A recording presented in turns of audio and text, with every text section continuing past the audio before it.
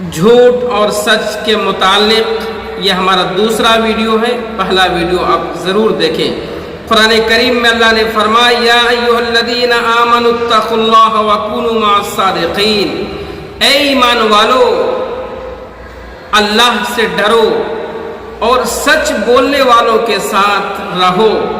مطلب یہ ہے جھوٹوں سے اپنا تعلق مت جوڑو. سچ جو بولتا ہے اس کی صحبت اختیار کرو.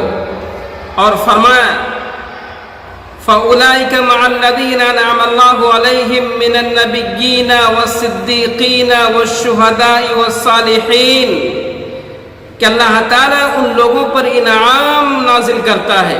کن پر؟ نبیوں پر، صدیقین سچ بولنے والوں پر، شہداء اللہ کے راستے میں شہید ہونے والوں پر، صالحین نیک لوگوں پر. اس لیے میرے دوستو سچ بولو. تمہارا شمار صدیقین میں ہوگا. جھوٹ بولو گے تمہارا شمار جھوٹوں میں ہوگا. اور قیامت کے دن جھوٹے جو انسان ہوں گے اس کی زبان کو کھینچ کھینچ کر لوگ باہر کریں گے. اس لیے خدا را اللہ کے واسطے اپنے بچوں پہ رحم کر کے آپ سچ بولیں. آپ جھوٹ بولیں گے آپ کے بچے جھوٹ بولیں گے، آپ کی نسلیں جھوٹ بولیں گی.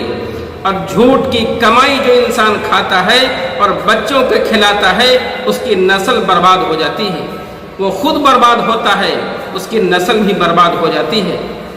اس لیے ہمیشہ سچ بولیں. آپ سچ بولیں گے، سچ کا ارادہ کریں گے، سچ کا اہتمام کریں گے، اللہ تعالیٰ سچ کے ذریعے سے آپ کو حلال رزق عطا فرمائے گا.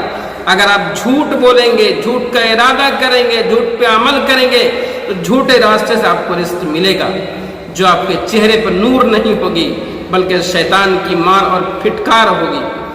اس لیے ہمیشہ سچ بولیے، سچ بولنے والوں کے ساتھ رہیے تاکہ آپ نیکی کی طرف بڑھتے رہیں. انسان جب سچ بولتا ہے تو سچ انسان کو جنت کی طرف لے کے جاتا ہے. جو انسان جھوٹ بولتا ہے، مکاری اور عیاری کرتا ہے، وہ انسان کو جہنم کی طرف لے کے جاتی ہے اور انسان کو جہنم میں لے جا کر کے جھوٹ چھوڑتی ہے.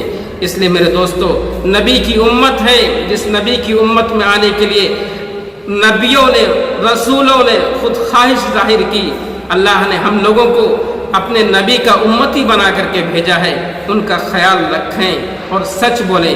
ویڈیو اچھی لگے تو لائک شیئر سبسکرائب ضرور کریں.